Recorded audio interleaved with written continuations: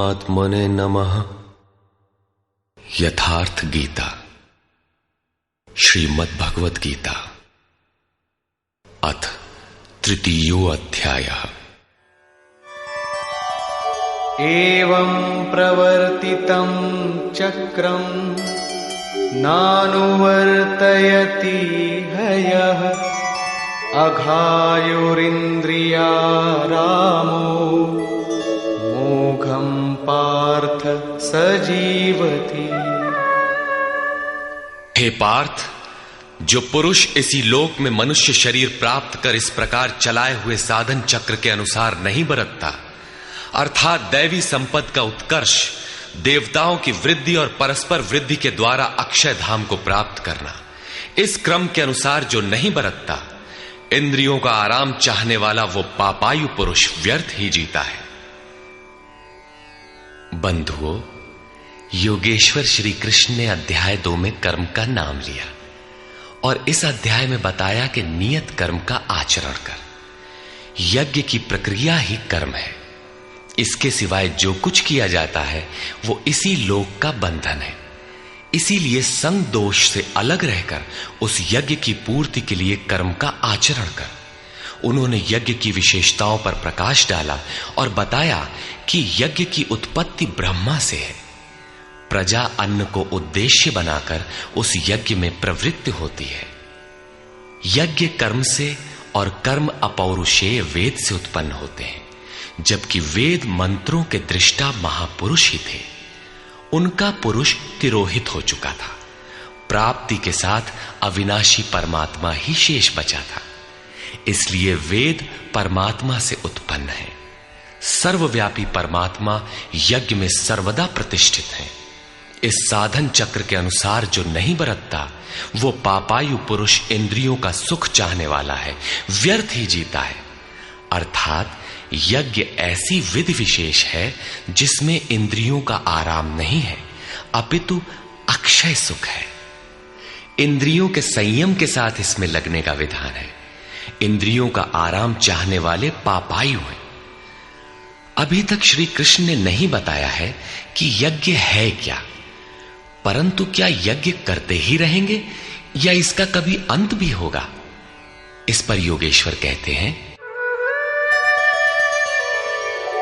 यस्त्वात्मरतिरेव स्यात् आत्मतृप्तश्च मानवः आत्मन्येव च सन्तुष्टः तस्य कार्यं न विद्यते।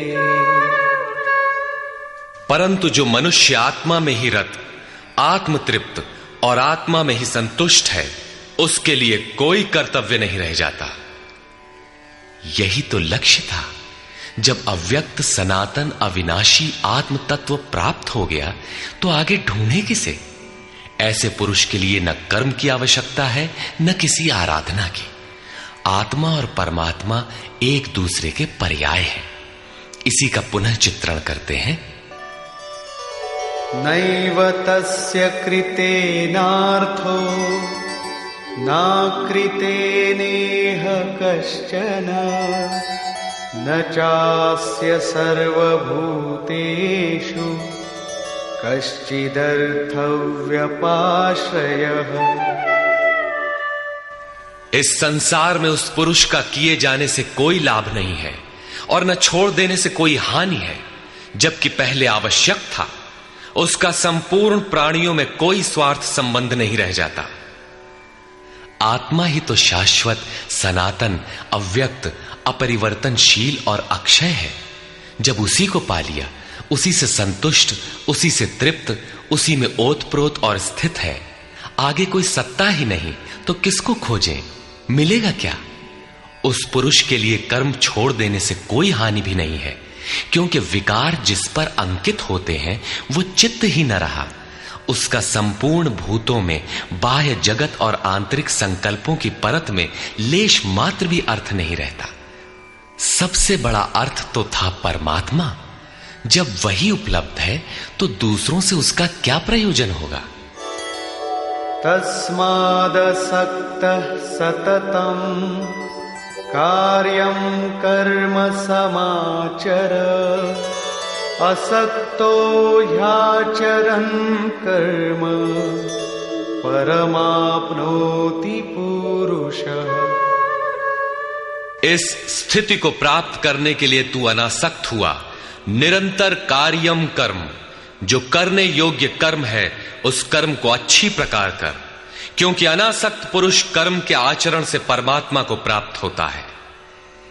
नियत कर्म कार्यम कर्म एक ही है। कर्म की प्रेरणा देते हुए वे कहते हैं,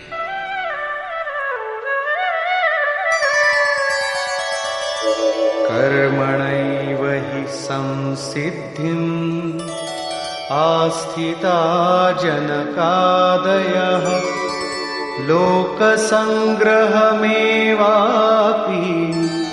संपश्यन् कर्तुमर्हसि।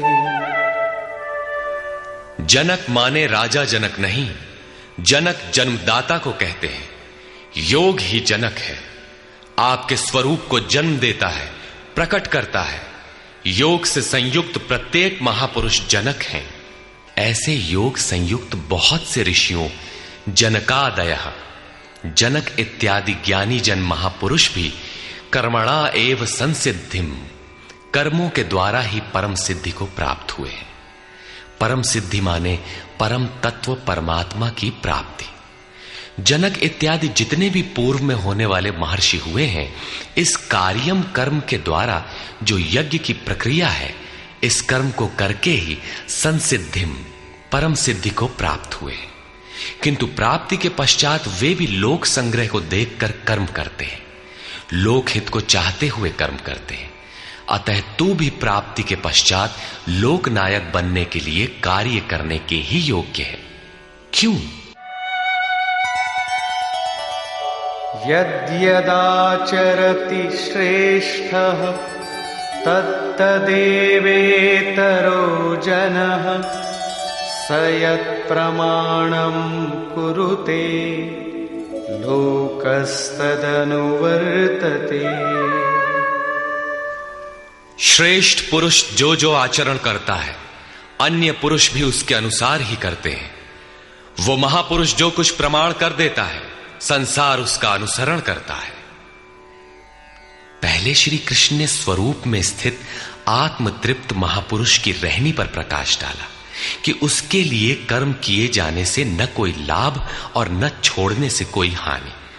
फिर भी जनकादि कर्म में भली प्रकार बरतते थे। वहां उन महापुरुषों से श्री कृष्ण धीरे से अपनी तुलना कर देते हैं कि मैं भी एक महापुरुष हूं।